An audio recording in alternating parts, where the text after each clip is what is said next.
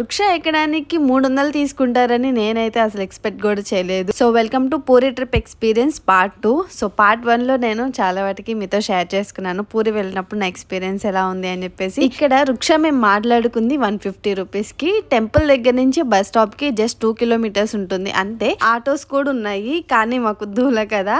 So మా friend ఏంటంటే ఎప్పుడు ఎక్కలేదంట రిక్షా, ఎక్కుదాం అని చెప్పేసి అంది. సరే అని చెప్పేసి ఎక్కాము. 150 అని చెప్పినా కానీ సరే పర్లేదులే ఎక్స్పీరియన్స్ చేద్దాము అని చెప్పేసి సరే ఎక్కిన తర్వాత మేము వీడియోస్ తీసుకుంటున్నాము. మేము వీడియోస్ తీసుకోవడం చూసి అమ్మ నేను తీస్తా అని చెప్పేసి మరి ఆయన ఫోన్ తీసుకొని వీడియోస్ తీసిచ్చుంటారు, ఒక 2-3 వీడియోస్. సో దిగిన తర్వాత వీడియోస్ తీసిన దానికి కూడా మనీ తీసుకున్నారు ఆయన. లిటరలీ 150 రూపీస్ ఎక్స్ట్రా తీసుకున్నాడు. టోటల్ 300 అయిందనమాట. నేనైతే పిచ్చి షాక్ అయ్యాను. సో పూరి వచ్చేటప్పుడు పూరిలో ఏమేమి ఐటమ్స్ ట్రై చేయొచ్చు అని చెప్పేసి కొన్ని సర్చ్ చేస్తే కొన్ని ఐటమ్స్ వచ్చాయి. దాంట్లో ఇదొకటి జున్నులా ఉంది, లైక్ పైన అంతా కూడా కాల్చినట్టుంది. ఇది కరెక్ట్ ప్లేస్లో ట్రై చేయాలి. నేను అసలు ఎక్కడ తీసుకున్నాను కానీ బస్ స్టాండ్ దగ్గర అస్సలు బాగాలేదు. యాక్చువల్లీ చెప్పాలంటే నేను వేరే దగ్గర తిన్న దగ్గర మాత్రం చాలా బాగుంది. ఈ ఐటమ్ ఎవరైనా వెళ్తే పక్కా ట్రై చేయండి. ఇక్కడ నుంచి మేము కోనార్క్ స్టార్ట్ అవుతున్నాము. సో నేను ఫస్ట్ టైం ముక్కు పుడుకు పెట్టుకున్నా అని చెప్పేసి చూపిస్తున్నాను. సో కోనార్క్ 1 అవర్లో వెళ్ళిపోయామన్నమాట బస్లో.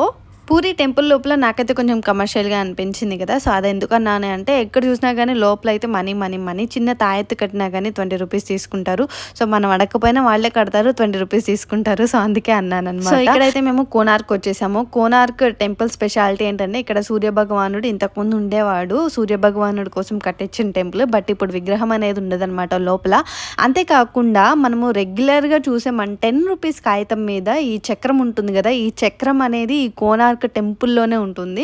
అది కూడా చూపిస్తాను. కట్టడం అయితే మాత్రం చాలా బాగుంది, చాలా యూనిక్గా ఉంటుంది ఈ టెంపుల్ అంతా కూడా. హిస్టరీ అయితే చాలా బాగుంటుంది. ఇన్కేస్ ఎవరైనా చెక్ చేయాలనుకుంటే చెక్ చేయండి. చాలా మంది ఇక్కడ అందరూ వెస్ట్రన్ డ్రెస్సెస్లో వస్తే మేము మాత్రం ఏంటో శారీస్లో వచ్చాము.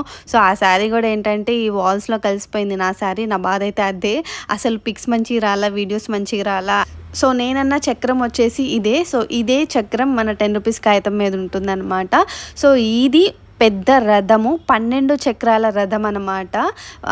ముందు వచ్చేసి గుర్రాలు అవి ఉంటాయి. సో చాలా బాగుంది. మిడిల్లో వచ్చేసి సూర్యభగవానుడు ఉంటాడు.